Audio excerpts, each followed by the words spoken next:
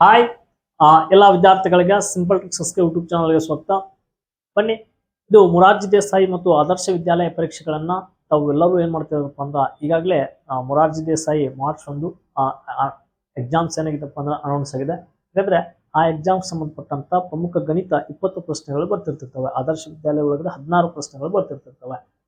ಆ ಪ್ರಶ್ನೆ ಪತ್ರಿಕೆಗಳನ್ನ ನಾವು ಈಸಿಯಾಗಿ ಬಿಡಿಸ್ಕೋಬೇಕಾಗಿತ್ತಪ್ಪ ಅಂದ್ರೆ ಈ ಚಾಪ್ಟರ್ ಇಂದ ಅಂದ್ರೆ ವೃತ್ತಗಳು ಈ ಚಾಪ್ಟರ್ ನಿಂದ ಏನಾದ್ರೂ ಒಂದು ಕ್ವಶನ್ಸ್ ಬಂತಪ್ಪ ಅಂದ್ರೆ ನಾವು ಯಾವ ತರ ಆನ್ಸರ್ಸ್ ಗಳನ್ನ ಸುಲಭವಾಗಿ ನಾವು ನೆನಪಿಟ್ಕೋಬೇಕು. ಈ ಚಾಪ್ಟರ್ ನಿಂದ ಯಾವ ತರ ಪ್ರಶ್ನೆಗಳು ಬರ್ತವೆ, ಯಾವ ತರ ಬಂದಿದ್ದಾವೆ ಅಂತೇಳಿ ನಾನು ಏನ್ ಮಾಡ್ತೀನಪ್ಪ ಅಂದ್ರೆ ಸ್ವಲ್ಪ ಎಕ್ಸ್ಪ್ಲೈನ್ ಮಾಡ್ಕೊತ ಹೇಳ್ಕೊತ ಹೋಗ್ತಿರ್ತೀನಿ. ಈ ವಿಡಿಯೋನ ಏನಂತ ನೋಡ್ಕೊಡ್ರಿ, ಈ ಚಾಪ್ಟರ್ ನಲ್ಲಿ ಏನಾದ್ರೂ ಒಂದು ಕ್ವಶನ್ಸ್ ಬಂತಪ್ಪ ಅಂದ್ರೆ ಈಸಿಯಾಗಿ ಆನ್ಸರ್ನ ಹಾಕ್ಬೋದು. ನಾನು ಆಲ್ರೆಡಿ ಹಿಂದೆ ಒಂದು ಸಾಕಷ್ಟು ಚಾಪ್ಟರ್ಗಳು ಮಾಡಿದ್ವಿ, ಅವೆಲ್ಲವೂ ಪ್ಲೇ ಲಿಸ್ಟ್ ಒಳಗೆ ತಮಗೆ ಸಿಗಲ್ ಆಗಿ ಸಿಗ್ತಪ್ಪ ಅಂದ್ರೆ ಚಾನಲ್ಗೊಂದು ಸಬ್ಸ್ಕ್ರೈಬ್ ಮಾಡ್ಕೊಡಿ. ಚಾನಲ್ಗೊಂದು ಸಬ್ಸ್ಕ್ರೈಬ್ ಮಾಡ್ಕೊಂಡ ತಕ್ಷಣ ನಾವು ಮಾಡುವಂಥ ಎಲ್ಲಾ ವಿಡಿಯೋಗಳು ಏನಾಗ್ತಪ್ಪ ಅಂದ್ರೆ ನಿಮ್ಮ ಪ್ಲೇ ಲಿಸ್ಟ್ ಒಳಗಡೆ ಸಿಗಲ್ ಆಗಿ ಸಿಗ್ತಾವ. ಹಾಗಾದ್ರೆ ಇಲ್ಲಿ ವೃತ್ತ ಏನಿದು? ವೃತ್ತ ಸರ್ಕಲ್ ಅಂದ ತಕ್ಷಣನೇ ಈ ತರ ಒಂದು ಸರ್ಕಲ್ ಹಾಕೋದು ಎಲ್ಲರಿಗೂ ಗೊತ್ತಿರ್ತದೆ. ಏನಿದು ಒಂದು ಸರ್ಕಲ್ ಅಂದ್ರೆ ಏನಿದು? ಈ ವೃತ್ತ ಒಂದು ನಿರ್ದಿಷ್ಟ ಬಿಂದುವಿನಿಂದ ಒಂದು ನಿರ್ದಿಷ್ಟ ಬಿಂದುವಿನಿಂದ ಏನ್ ಮಾಡ್ತೀವಪ್ಪ ಅಂದ್ರೆ ಹಿಂಗೊಂದು ಸರ್ಕಲ್ ನ ನಾವು ರಚನೆ ಮಾಡ್ತೇವೆ. ಹಾಗಾದ್ರೆ ಒಂದು ನಿರ್ದಿಷ್ಟ ಬಿಂದುವಿನಿಂದ ಸಮದೂರದಲ್ಲಿರುವಂತಹ ಬಿಂದುಗಳ ಸಮೂಹದ ಸಮತಲಾಕೃತಿಯನ್ನ ನಾವು ವೃತ್ತ ಅಂತ ಕರಿತೀವಿ. ಇಲ್ಲಿ ನಾನು ಇಲ್ಲಿಂದ ಹಾಕೊಂತ ಹೋದೆ ಸರ್, ಇದು ಹಿಂಗಲ್ಲ ವೃತ್ತ. ಮತ್ತ ಇದನ್ನ ನಾವು ವೃತ್ತ ಅಂತ ಕರಿತೀವಿ. ಈ ವೃತ್ತವನ್ನ ನಾವು ರಚಿಸ್ಬೇಕಾಗಿತ್ತಪ್ಪ ಅಂದ್ರ ನಾವು ಕೈವಾರ ಅಂತೇಳಿ ನಾವ್ ಏನ್ ಮಾಡ್ತೀವಪ್ಪ ಅಂದ್ರೆ ಯೂಸ್ ಮಾಡ್ತೇವೆ. ಕಂಪಾಸ್ ಅಂತ ಕರಿತೀವಿ. ಅದಕ್ಕೊಂದು ನಿರ್ದಿಷ್ಟವಾದ ನಡುವೊಂದು ಪಾಯಿಂಟ್ ಇರ್ತದೆ. ಈ ಪಾಯಿಂಟ್ ನ ಇಟ್ಕೊಂಡು ಇಲ್ಲಿ ಸೀಸ್ನ ಹಾಕಿ ಏನ್ ಮಾಡ್ತೀವಪ್ಪ ಹಿಂಗ ಒಂದು ವೃತ್ತವನ್ನು ತಿರುಗಿಸ್ತೇವೆ. ಅಂದ್ರೆ ಇದೊಂದು ನಿರ್ದಿಷ್ಟ ಒಂದು ಬಿಂದುವಿನಿಂದ ಸಮದೂರದಲ್ಲಿ ಎಲ್ಲ ಕಡೆ ಏನಿದಾವೆ ನೋಡ್ರಿ, ಇವೆಲ್ಲವೂ ಸೇಮ್ ಸಮದೂರದಲ್ಲಿನೇ ಇರ್ತವೆ. ಸಮದೂರದಲ್ಲಿರುವ ಬಿಂದುಗಳ ಸಮೂಹದ ಎಲ್ಲಾ ಬಿಂದುಗಳು ಇಲ್ಲಿ ನಿಂತ ಹಿಂಗೊಂದಿಟ್ನಪ್ಪ ಇಲ್ಲೊಂದು ಬಿಂದು, ಈ ಬಿಂದು, ಈ ಬಿಂದು, ಈ ಬಿಂದು, ಈ ತರ ಎಲ್ಲವೂ ಏನಿದಪ್ಪ ಅಂತಂದಾಗ ಸಮದೂರದಲ್ಲಿ ಏನಿದಪ್ಪ ಅಂದ್ರೆ ಇವು ರಚನೆಯಾಗಿದ್ದಾವೆ. ಸಮದೂರದಲ್ಲಿರುವಂತ ಬಿಂದುಗಳ ಸಮೂಹದ ಸಮತಲಾಕೃತಿ. ಇದು ಎಂತ ಆಕೃತಿ? ವೃತ್ತ. ಎಂತ ಆಕೃತಿ ಅಂತ ಕ್ವಶನ್ಸ್ ನ ಕೊಟ್ಟಿರ್ತಾನೆ ಒಳಗೊಮ್ಮೆ ಸಮತಲಾಕೃತಿ. ಈ ಸಮತಲಾಕೃತಿಯನ್ನ ನಾವೇನ್ ಕರಿತೀವಪ್ಪ ಅಂದ್ರೆ ವೃತ್ತ ಅಂತೇಳಿ ಕರಿತೇವೆ. ಇದು ಒಂದು ಡೆಫಿನೇಷನ್ಸ್ ತಮ್ಮ ನೆನಪಿರ್ಬೇಕು. ವೃತ್ತವನ್ನ ಯಾವ ಆಕೃತಿ ಅಂತ ಹೇಳಿ ಕರಿತೇವೆ? ಘನಾಕೃತಿ, ಸಮತಲಾಕೃತಿ, ಈ ತರ ಕೊಟ್ಟನಪ್ಪ ಅಂದ್ರೆ ಸಮತಲಾಕೃತಿ ಅಂತೇಳಿ ಹಾಕ್ರಿ. ಹಾಗಾದ್ರೆ ಇಲ್ಲೊಂದು ಚಿತ್ರ ಕೊಡ್ತಾನೆ. ಈ ಚಿತ್ರ ಕೊಟ್ಟು ಎಕ್ಸಾಮ್ಸ್ ತಗಂತೂ ಸಾಕಷ್ಟು ಬಾರಿ ಒಂದು ಚಿತ್ರ ಕೊಡ್ತಾನೆ, ಕೊಟ್ಟು ಇದ್ರ ಒಳಗಡೆ ತ್ರಿಜ್ಯ ಯಾವುದು, ಜ ಯಾವುದು, ವ್ಯಾಸ ಯಾವುದು, ಈ ತರ ಸಾಕಷ್ಟು ಬಾರಿ ಏನಾಗ್ತಪ್ಪ ಅಂದ್ರೆ ಕ್ವಶನ್ಸ್ ನ ಕೇಳ್ತಿರ್ತಾನೆ. ಈ ಇದರಲ್ಲಿ ವೃತ್ತ ಕೇಂದ್ರ ಯಾವುದು ಅಂತ ಕ್ವಶನ್ಸ್ ನ ಕೊಟ್ಟನಪ್ಪ ಅಂತ ತಿಳ್ಕೊ. ಇದರಲ್ಲಿ ಸೆಂಟರ್ ಏನಿದೆಪ್ಪ ಅಂದ್ರೆ ಪಾಯಿಂಟ್ ಇರ್ತದ. ಪಾಯಿಂಟ್ ಐತಲ್ಲ, ಇದು ಸೆಂಟರ್. ಅದನ್ನ ಯಾವ ಹೆಸರಿನಿಂದ ಸೂಚಿಸಿದಾರೆ ನೋಡ್ರಿ, ಓ. ಇದ್ರ ಮೇಲೆ ನಾನು ದೊಡ್ಡ ಅಕ್ಷರ ಬಿಡ್ತೀನಿ, ಓ. ಓ ಹಾಗಾದ್ರೆ ಇದು ವೃತ್ತದ ಏನಾಗಿರುತ್ತದೆ ಅಂತ ಕ್ವಶನ್ ಕೊಟ್ಟನಪ್ಪ ಅಂದ್ರೆ ಇದು ವೃತ್ತ ಕೇಂದ್ರ ಆಗಿರುತ್ತದೆ. ಏನಾಗಿರ್ತದ? ಕೇಂದ್ರ ಬಿಂದು ಅಂತ ಕೂಡ ಕರಿತೇವೆ. ಓ ಅನ್ನ ನಾವು ಕೇಂದ್ರ ಬಿಂದು ಅಥವಾ ವೃತ್ತದ ಬಿಂದು ಅಂತ ಕೂಡ ಕರಿತೇವೆ. ಇಲ್ಲಿ ಓ ಎ ಮತ್ತು ಓ ಬಿ ಅಂತ ಎರಡದು ಏನದವು. ಇಲ್ಲಿಂದ ಇಲ್ಲಿಗೊಂದು ಓ ಎ ಅಂತ ಇದು ಹೆಸರನ್ನ ಏನ್ ಕೊಟ್ಟಾರ? ಎ ಅಂತ ಕೊಟ್ಟಾರ. ಇಲ್ಲಿಂದ ಇದನ್ನ ಏನಂತ ಕೊಟ್ಟಾರ? ಹೆಸರ ಬಿ ಅಂತ ಕೊಟ್ಟಾರ. ಹೌದಾ? ಬರೇ ಓ ಎ ಇದು ಓ ಬಿ. ಓ ಎ ಮತ್ತು ಓ ಬಿ ಏನು ಅಂತ ಕ್ವಶನ್ಸ್ ನ ಕೊಟ್ಟನಪ್ಪ ಅಂತ ಇವನ್ನ ತ್ರಿಜ್ಯಗಳು ಅಂತ ಕರಿತೇವೆ. ಏನಂತ ಕರಿತೀವಿ? ರೇಡಿಯಸ್, ತ್ರಿಜ್ಯ. ಓ ಎ ಮತ್ತು ಓ ಬಿ ಏನಾಗಿದ್ದಾವೆ ಅಂತ ಕ್ವಶನ್ಸ್ ನ ಕೊಟ್ಟನಪ್ಪ ಅಂದ್ರೆ ತ್ರಿಜ್ಯಗಳಾಗಿದ್ದಾವೆ. ಸೊ ನಿಮ್ಗೆ ನಾಳೆ ಆಪ್ಷನ್ಸ್ ನ ಕೊಡ್ತಿರ್ತಾನೆ. ಇದರಲ್ಲಿ ತ್ರಿಜ್ಯವನ್ನ ಗುರುತಿಸ್ರಿ ಅಂತ ಕೊಟ್ಟು A B, X Y, O B, next ಇನ್ನೊಂದು ಯಾವುದು ಅಲ್ಲ ಅಂತ ಇನ್ನೊಂದು ಆಪ್ಷನ್ಸ್ ನ ಕೊಡ್ಬೋದು. ಅವಾಗ ತ್ರಿಜ್ಯ ಯಾವ್ದನ್ನ ಗುರುತಿಸ್ಬೇಕು ನೀವು? ವೃತ್ತ ಕೇಂದ್ರದಿಂದ ಪರದಿಗೆ ಟಚ್ ಆಗಿರ್ಬೇಕು. ಅದನ್ನ ನಾವು ತ್ರಿಜ್ಯ ಅಂತ ಕರಿತೀವಿ. ಈ ವೃತ್ತ ಕೇಂದ್ರದಿಂದ ಇಲ್ಲಿ ಪರದಿಗೆ ಟಚ್ ಆಗಿದೆ, ಇದು ಸುತ್ತ ಪರಿದಿದು. ಹಾಗಾದ್ರೆ ವೃತ್ತ ಕೇಂದ್ರ ಓ ಬಿ ಅನ್ನೋದೊಂದು ತ್ರಿಜ್ಯ. ಇಷ್ಟು ನೆನಪಿಟ್ರೆ ಸಾಕು ತ್ರಿಜ್ಯ ಅಂದ್ರೇನು. ಹಾಗಾದ್ರೆ ನೆಕ್ಸ್ಟ್ ಇನ್ನೊಂದು ಏನು ಕ್ವಶನ್ಸ್ ಕೇಳ್ತಾನ? ವ್ಯಾಸ ಅಂದ್ರೇನು? ಈ ವೃತ್ತ ಕೇಂದ್ರ ಇಲ್ಲಿ ಐತಿ. ಈ ವೃತ್ತ ಕೇಂದ್ರದ ಮೂಲಕ ಒಂದು ಪರದಿಯಿಂದ ಇನ್ನೊಂದು ಪರದಿಗೆ ಹೋಗಿ ಏನಾಗಿರ್ಬೇಕಪ್ಪ ಅಂದ್ರೆ ಟಚ್ ಆಗಿರ್ಬೇಕು. ವೃತ್ತ ಕೇಂದ್ರದ ಮೂಲಕ ಹಾದು ಹೋದಂತ ಅತ್ಯಂತ ದೊಡ್ಡದಾದ ತ್ರಿಜ್ಯವನ್ನ ನಾವೇನ್ ಕರಿತೀವಪ್ಪ ಅಂದ್ರೆ ವ್ಯಾಸ ಅಂತ ಕರಿತೇವೆ. ಹಾಗಾದ್ರೆ ಇದರಲ್ಲಿ ವ್ಯಾಸಗಳು ಎಷ್ಟದಪ್ಪ ಅಂದಾಗ ಎ ಬಿ ಒಂದು ವ್ಯಾಸ. ಸರ್ ನಿಮ್ಗೆ ಇಲ್ಲೊಂದು ಕನ್ಫ್ಯೂಸ್ ಆಗ್ತೈತಿ. ಈಗ ಇಲ್ಲಿ ಒಂದು ಪರದಿಯಿಂದ ಇನ್ನೊಂದು ಪರದಿಗೆ ಹೋಗಿ ಟಚ್ ಆಗ್ಯದ. ಇದನ್ನ ನಾವು ಎಕ್ಸ್ ವೈ ಇದನ್ನು ವ್ಯಾಸ ಅಂತ ಕರ್ಕೋಬಹುದಾ? ಇದು ಎಕ್ಸ್ ವೈ ನ ವ್ಯಾಸ ಅಂತ ಕರ್ಕೋಕ್ ಸಾಧ್ಯ ಇಲ್ಲ. ಯಾಕೆ ಸಾಧ್ಯ ಇಲ್ಲಪ್ಪ ಅಂದಾಗ ಇದು ವೃತ್ತ ಕೇಂದ್ರದ ಮೂಲಕ ಹಾದು ಹೋಗಿಲ್ಲ. ಏನಾಗಿಲ್ಲ? ವೃತ್ತ ಕೇಂದ್ರ ಇಲ್ಲೈತಿ. ವೃತ್ತ ಕೇಂದ್ರದ ಮೂಲಕ ಏನು ಟಚ್ ಆಗೈತ? ಇಲ್ಲ. ಹಾಗಾದ್ರೆ ನಮ್ಗೆ ಇನ್ನೊಂದು ವ್ಯಾಸ ಎಳಿಬಹುದಪ್ಪ ಅಂದ ಇಲ್ಲಿಂದ ನೋಡ್ರಿ ವೃತ್ತ ಕೇಂದ್ರದ ಮೂಲಕ ಹೋಗ್ಬೇಕು, ಇದು ವ್ಯಾಸ ಅಂತ ಕರ್ಸ್ಕೊತದೆ. ಇಲ್ಲಿಂದ ಹಿಂಗೆ ಹೇಳಿರಿ, ಇದನ್ನು ಒಂದು ವ್ಯಾಸ ಅಂತ ಕರ್ಸ್ಕೊತದೆ.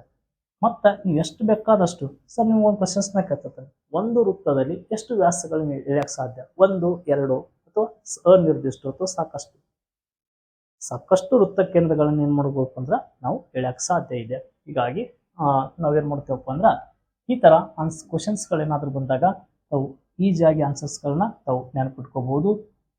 ಓಕೆ, ಇನ್ನ ಮತ್ತ ಇದ್ರ ಒಳಗಡೆ ಸರ್ ಇಲ್ಲಿ XY, ಹಾಗಾದ್ರೆ ಇದು XY ವ್ಯಾಸ ಅನ್ಸ್ಕೊಳಿಕಪ್ಪ ಅಂದ್ರೆ ಅದು ಏನಂತ ಕರ್ಸ್ಕೊತದ, ಅದನ್ನ ನಾವು ಜಾ ಅಂತ ಕರಿತೇವೆ. ಇಲ್ಲಿ ಪರದಿ ಒಂದು ವೃತ್ತ ಕೇಂದ್ರ ಒಳಗಡೆ ಯಾವುದಾದ್ರೂ ಒಂದು ಪರದಿಯಿಂದ ಇನ್ನೊಂದು ಪರದಿಗೆ ವೃತ್ತ ಕೇಂದ್ರದ ಮೂಲಕ ಹಾದು ಹೋಗ್ಲಾರ್ದೆ ಟಚ್ ಆಗಿತ್ತಪ್ಪ ಅಂದ್ರೆ ಅದನ್ನ ನಾವು ಜಾ ಅಂತ ಕರಿತೀವಿ. ಜಾ ಇದನ್ನು ಕೂಡ ಜಾ ಅಂತ ಹೇಳಿ ಕರಿತೇವೆ.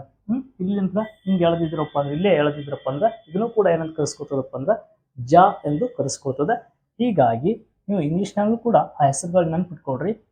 ವ್ಯಾಸ ಅಂದಾಗ ಏನಪ್ಪಾ ಅಂದ್ರೆ ಡಯಾಮೀಟರ್ ಅಂತ ಹೇಳ್ತಿರ್ತೀವಿ, ಇದರ ಎದರ್ಲಿಂತ ಸೂಚಿಸ್ತೇವಪ್ಪ ಅಂದ್ರೆ ಡಿ ಅಂತ ಸೂಚಿಸ್ತೇವೆ.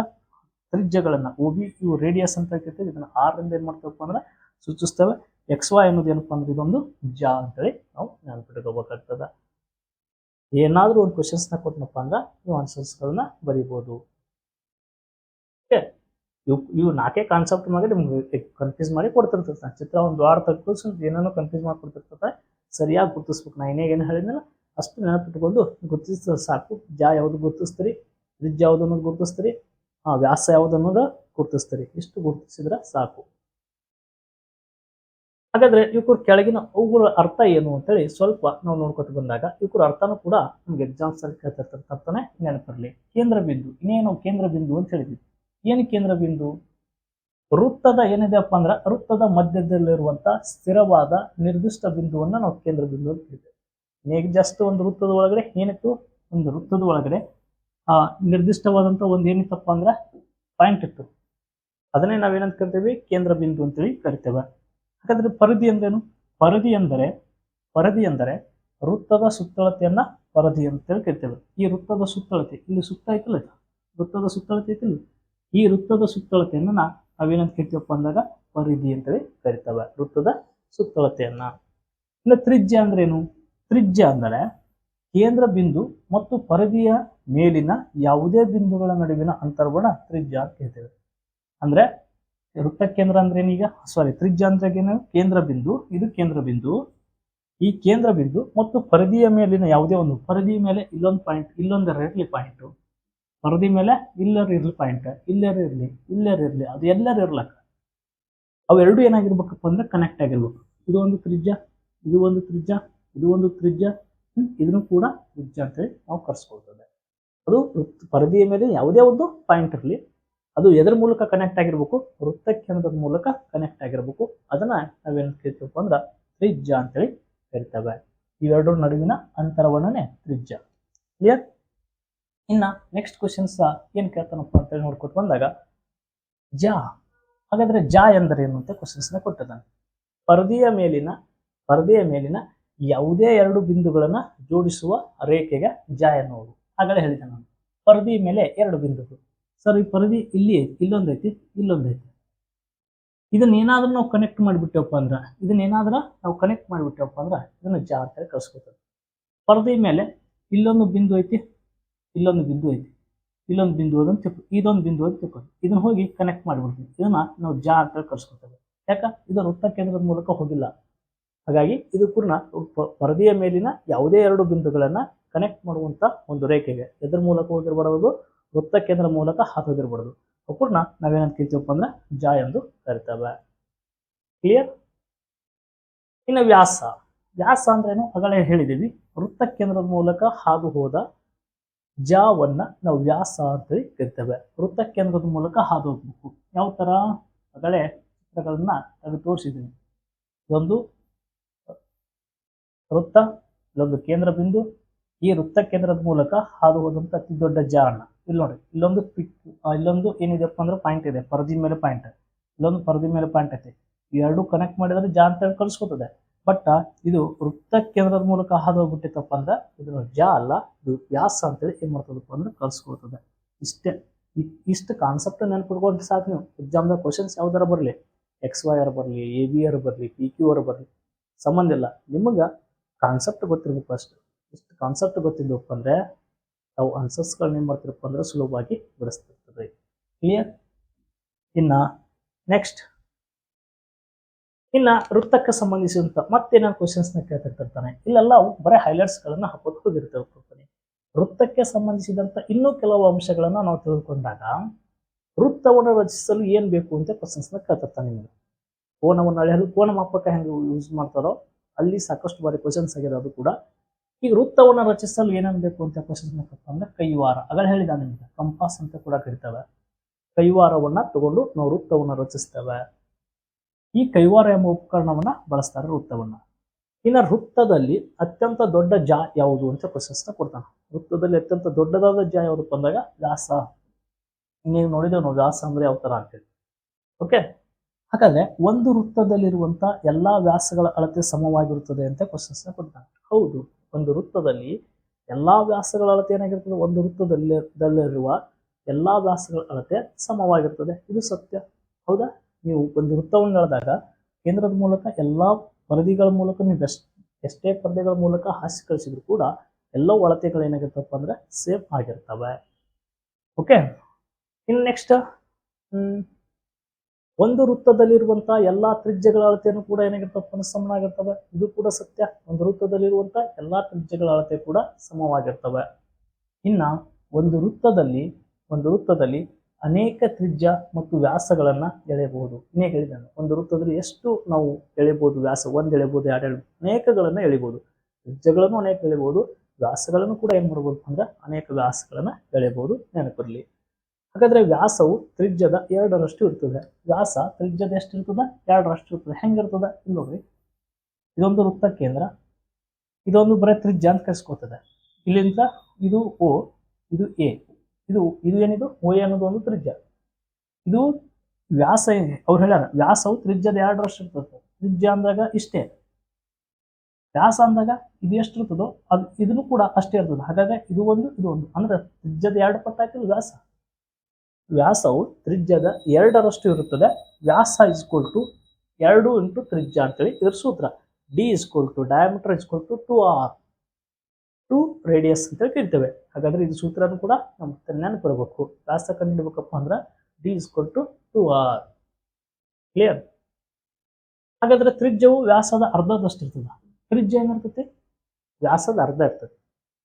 ಈಗ ವ್ಯಾಸ ಎಷ್ಟಿತ್ತಪ್ಪ ಅಂದ್ರೆ 6 ಸೆಂಟಿಮೀಟರ್ ಇರ್ತೈತಿ. ತ್ರಿಜ್ಯ ಎಷ್ಟು ಇರ್ತದೆ? 3 ಇರ್ತೈತಿ. ಅದರ ಅರ್ಧ. ಇಷ್ಟೇ ನೆನಪಿಡ್ಕೋಬೇಕು.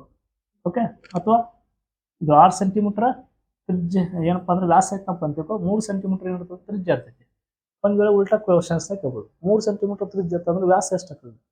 ತ್ರಿಜ್ಯದ 2 ಪಟ್ಟು ಅಂತಂದ್ರೆ 6 ಸೆಂಟಿಮೀಟರ್ ಆಗ್ತದೆ. ಅದ್ರ ಡಬಲ್ ಹೇಳ್ಬೇಕು. ವ್ಯಾಸಕ್ಕಾದಾಗ ಡಬಲ್ ಹೇಳ್ಬೇಕು, ತ್ರಿಜ್ಯಕ್ಕಾದಾಗ ಅರ್ಧ ಹೇಳ್ಬೇಕು. ತ್ರಿಜ್ಯ ವ್ಯಾಸ ಡಿವೈಡೆಡ್ ಬೈ 2. ವ್ಯಾಸನ ಅರ್ಧ ಮಾಡಿಬಿಟ್ರೆ ತ್ರಿಜ್ಯ ನಮಗೆ ಸಿಗ್ತದೆ. ಒಂದು ವೃತ್ತದಲ್ಲಿ ಅನೇಕ ಜಾಗಳನ್ನ ಎಳೆಯಬಹುದು. ಜ ಅಂದಾಗ ಪರದೆ ಮೇಲಿನ 2 ಬಿಂದುಗಳನ್ನ ನೀವು ಅನೇಕ ಬಾರಿ ಏನ್ ಮಾಡ್ಬೋದಪ್ಪ ಅಂದ್ರೆ ಎಳೆಯಬಹುದು. ಇವಕ್ಕೂ ಕೂಡ ಜಾಗಳನ್ನು ಕೂಡ ಸಾಕಷ್ಟು ಎಳೆಯಬಹುದು.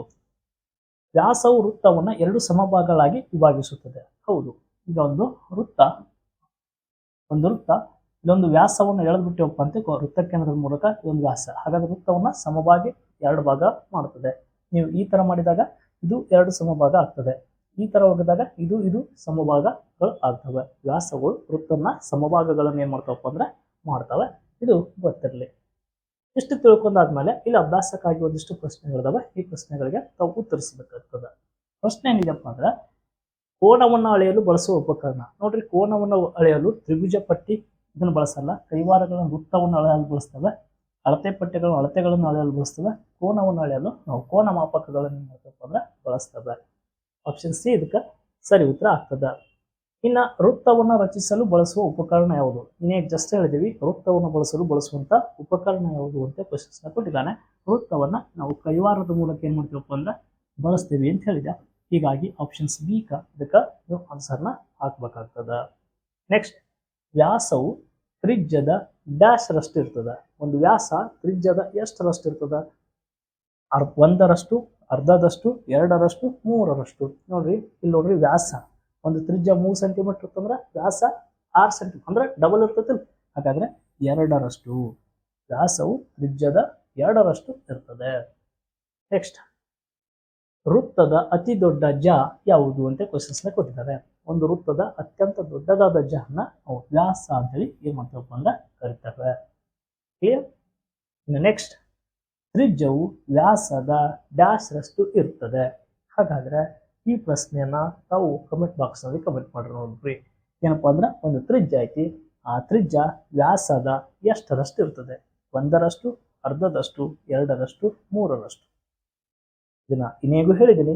ಕಾನ್ಸೆಪ್ಟ್ ಗೊತ್ತಿತ್ತಪ್ಪ ಅಂದ್ರೆ 100% ಆನ್ಸರ್ನ ತಾವು ಬಿಡಿಸ್ತೀರಿ ಅಂತೇಳಿ ಕಮೆಂಟ್ ಬಾಕ್ಸ್ ನಲ್ಲಿ ಕಮೆಂಟ್ ಮಾಡ್ರಿ. ಯಾರ್ಯಾರು ಆನ್ಸರ್ಸ್ನ ಕಮೆಂಟ್ ಮಾಡಿರ್ತಾರೆ ಅವರಿಗೆ ನಾನು ಹಾರ್ಟ್ ಬಟನ್ ಅಥವಾ ರಿಪ್ಲೈಗಳನ್ನ ಮಾಡಿರ್ತಿರ್ತೀನಿ.